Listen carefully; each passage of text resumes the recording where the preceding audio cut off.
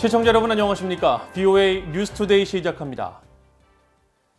미국의 제46대 대통령을 선출하는 이번 대선에서 공화당의 도널드 트럼프 대통령과 민주당의 조 바이든 전 부통령은 마지막까지 유권자들의 표심을 잡기 위한 노력을 기울였습니다. 두 후보 간 정책이 첨예하게 달라 지지자들 간의 충돌 상황까지 벌어지면서 각 주정부들은 선거 결과에 따른 소요 사태 등 선거 후폭풍을 막기 위한 대비 태세에 들어갔습니다. 첫 소식 함지하 기자가 보도합니다. 미국 46대 대통령 선거일인 3일, 공화당 후보인 도널드 트럼프 대통령은 자신의 선거본부를 찾아 또다시 승리를 자신했습니다. 전통적 강세주는 물론 경합주에서도 승리를 확신한다는 겁니다. I hear we're doing very well in Florida, we're doing very well in Arizona, we're doing incredibly well in Texas, and I think we're going to have a great night. We're going to have a great night. And we're going to have, much more importantly, we're going to have a great 4 years. 트럼프 대통령은 선거본부 직원들에게 감사 인사를 전한 뒤 유세 현장에 유례 없이 많은 사람이 몰렸다는 점을 강조했습니다. 또 최근 미국의 3분기 국내 경제 성장률이 33.1%를 기록한 사실을 밝히면서 마지막까지 유권자들에게 트럼프 행정부의 성과를 내세웠습니다. 민주당 후보인 조 바이든 전 부통령은 자신의 어린 시절을 보냈던 펜실베니아주 스크랜턴에 이어 쇠락한 제조업 공업지대 러스트벨트 중 한 곳인 펜실베니아 최대 도시 필라델피아를 찾아 경합지인 이 지역 주민들의 막판 표심 잡기에 나섰습니다. 바이든 전 부통령은 투표수가 사상 최대를 기록할 것이라며 유권자들의 투표를 더 독려했습니다. They're expecting up to 150 million, the largest turnout ever. And by the way, folks, if you haven't gotten everybody out, get them out.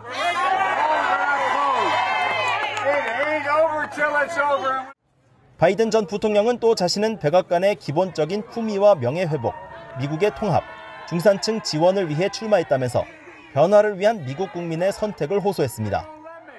이런 가운데 각 주정부들은 선거 후 소요 사태 등에 대비하는 준비 태세에 돌입했습니다. 선거운동 기간 동안 극렬 지지자들이 과열 양상을 보이고 일부 폭력 사태까지 벌어지면서 자칫 대규모 시위나 폭동이 발생할 수 있다는 관측이 나오면서 워싱턴 DC와 뉴욕시, 시카고 등 주요 도시들은 상점들을 보호하기 위한 차단막이 설치되고 평소보다 많은 경찰력이 투입된 상태입니다. 특히 트럼프 대통령이 개표 상황을 지켜볼 것으로 알려진 백악관은 주변에 철제 울타리를 설치해 만일의 사태에 대비하고 있습니다. 각 주정부는 또 개표 상황에서 벌어질 수 있는 사이버 공격 등에 대한 대비 태세도 갖춘 것으로 알려졌습니다. 자정 0시부터 시작한 미국 대선은 오늘 저녁 알래스카와 하와이의 투표가 마무리되면 모두 종료됩니다. 46대 미국 대통령 선거에서 치열하게 맞섰던 두 후보는 이제 그 결과를 기다리고 있습니다. 미국 국민들은 과연 누구를 선택할지 전 세계가 주목하고 있습니다. VOA 뉴스 함지하입니다. 올해 미국 대선에 사전 투표로 참여한 유권자의 수가 1억 명을 넘었습니다. 지난 2016년 전체 대선 투표자 수 3분의 1을 넘는 기록적인 수치입니다. 트럼프 대통령이 소속된 공화당 측이 제기한 사전투표 정당성 논란 속에 부동층 유권자들까지 투표에 참여시켰다는 분석이 나옵니다. 지다겸 기자가 취재했습니다. 올해 미국 대선의 가장 큰 특징 가운데 하나는 바로 사전투표입니다. 미국 플로리다 대학교의 사전투표 집계 사이트인 미국 선거 프로젝트는 3일 오후 3시 현재 약 1억 117만 명의 유권자가 사전투표를 한 것으로 집계했습니다. 약 3,590만 명이 조기 연장 투표를 했고 우편 투표를 진행한 유권자는 64.5%에 해당하는 6,525만여 명인 것으로 파악됐습니다. 총 50개 주 가운데 캘리포니아주가 1,210만여 명의 투표를 마쳐 사전투표를 가장 많이 한 주로 집계됐고 텍사스와 플로리다주가 뒤를 이었습니다. 미국 선거 프로젝트는 사전투표를 한 유권자 수가 지난 2016년 대선 총투표자의 약 73.4%, 3분의 2 이상을 차지했다고 설명했습니다. 특히 이 가운데 텍사스, 워싱턴, 몬태나, 하와이 등 일부 주에서는 사전투표자가 2016년 대선 전체 투표자 수를 이미 넘어선 것으로 파악했습니다.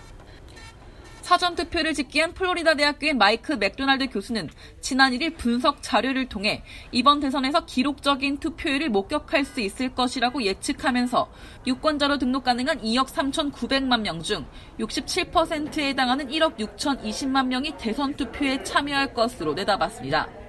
이런 가운데 사전투표에 대한 공화당 측의 관련 법적 소송도 이어지고 있습니다.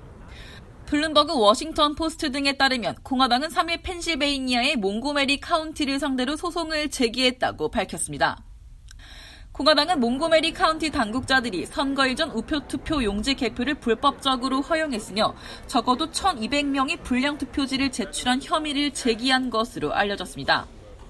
이에 대해 몽고메리 카운티 대변인은 선거 절차는 견실하며 선거법에 의거하여 허용되는 것이라고 반박했습니다.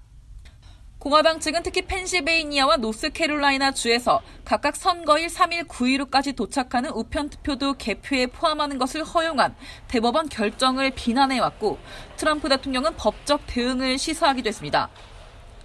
I think it's a terrible decision by the Supreme Court. A terrible decision. Now, I don't know if that's going to be changed because we're going to go in the night of, as soon as that election's over, we're going in with our lawyers. 사전투표에 관한 찬반에도 불구하고 기록적인 조기투표가 유권자들의 더 많은 투표권 행사를 이끌어낼 수 있다는 분석도 나옵니다. 플로리다 대학교의 맥도날드 교수는 이번 조기투표율이 무소속 유권자들의 올해 대선 참여도가 2016년 대선보다 높을 것임을 시사한다고 지적했습니다. 또 더 젊고 유색인종이며 간헐적으로 투표하는 경향의 사람들은 투표율이 높을 때 더 많은 참여를 기대할 수 있다면서 그들의 참여 증대는 단순한 당파적 차이를 넘어 선거 결과에 중요한 기여를 할 수 있을 것이라고 예측했습니다. 4A 뉴스 지다겸입니다. 미국 국토안보부 사이버안보 기간시설 안보국 시사가 미국 대선 투표일인 11월 3일부터 가상전쟁 상황실 가동에 돌입한 가운데 체드 울프 국토안보부 장관 대행은 선거기관들이 여러 외부 세력 개입 위협에 직면하고 있다며 구체적으로 중국과 이란, 러시아를 지목했습니다. 울프 장관 대행은 3일 기자회견을 열고 이들 국가들이 자국의 이익을 위해 선거에 개입하려 한다면서 미국의 모든 연방정부기관들은 유권자들이 자신의 투표가 제대로 반영됐다는 것을 확신할 수 있도록 가용한 모든 수단을 동원하고 있다고 밝히고 이를 위해 가상국가 안보 상황실을 운영한다고 설명했습니다. 앞서 국토안보부는 선거 당일 가상전쟁 상황실을 운영할 것이라고 예고하고 이를 통해 선거와 관련한 의심스러운 활동 등에 대해 전국 각주의 선거관리 인력들이 언제든지 보고하고 당국과 서로 협력해 대응할 것이라고 밝혔습니다. 또 상황실은 선거의 공정성을 훼손하려는 적대국들의 시도에 대한 정보기관들의 기밀 정보를 각주 담당자들에게 전달하고 공격에 대한 방어 방법 조언 역할을 수행하며 대선 결과가 공식 승인될 때까지 운영된다고 밝혔습니다. 텍사스주 연방법원이 12만 7천 표에 달하는 사전투표의 무효화를 주장한 미국 공화당 측 소송을 기각했습니다. 텍사스 연방법원은 2일 공화당 측이 텍사스 휴스턴시 해리스 카운티에서 시행되는 드라이브 스루 투표소, 즉 차량에 탑승한 채 투표를 진행하는 사전투표의 신뢰에 문제를 제기하며 낸 소송을 기각했습니다. 해리스 카운티는 미국에서 세 번째로 큰 카운티로 텍사스에서도 중요한 경합지역으로 꼽히는데 신종 코로나 바이러스 확산 우려 속에서 드라이브 스루 투표소 10곳을 설치해 공화당의 반발이 이어졌습니다. 해리스 카운티 지역 공화당 측은 텍사스 선거법이 드라이브 스루를 명확히 허용하지 않고 있어 연석 투표의 불법적인 확장이며 드라이브 스루 투표소 10개 가운데 한 곳을 제외한 나머지 9개가 모두 민주당 지지층이 밀집한 지역에 설치됐다고 주장해왔습니다. 한국이 중국에 대응하는 미국의 군사동맹에 참여하면 중국의 적으로 간주될 수 있다는 문정인 한국 대통령 통일 외교안보 특별보좌관의 최근 미국 애틀랜틱 카운슬 화상회의 발언과 관련해 미국의 한반도 전문가들은 동맹을 평가절하하는 듯한 발언을 삼가해야 한다고 지적했습니다. 브루스 베넷 랜드연구소 선임연구원은 한국의 안보 전문가들이 상호 방위 조약에 의해 미한 동맹이 구축됐다는 사실을 잊고 있다면서 미국은 중국이 냉전을 적극 수행하는 나라로 보고 있고 한국은 지난 70년간 미국에 진 많은 빚을 일부 갚아야 할 때라는 관점을 갖고 있다고 말했습니다. 렐프 코사 태평양 포럼 명예회장은 문특보가 동아시아 사자 안보대화 쿼드를 반중 군사동맹으로 묘사한 것은 잘못이라면서 쿼드는 어떤 종류의 동맹도 아니며 법치와 자유가 보장되는 열린 인도태평양을 촉진하기 위한 민주주의 국가들의 모임일 뿐이라고 지적했습니다. 데이비드 맥스웰 민주주의 수호재단 선임연구원은 문 특보의 발언은 동맹에 도움이 되지 않는다면서 문 특보의 발언을 중국 관영 신화통신이 자세히 소개한 것은 중국이 무엇을 원하는지 잘 보여주며 중국은 인도태평양의 자유민주주의와 시장경제, 법치, 인권을 모두 반대하고 있다고 말했습니다. 이상으로 VOA 뉴스투데이를 모두 마칩니다. 시청해주신 여러분 고맙습니다.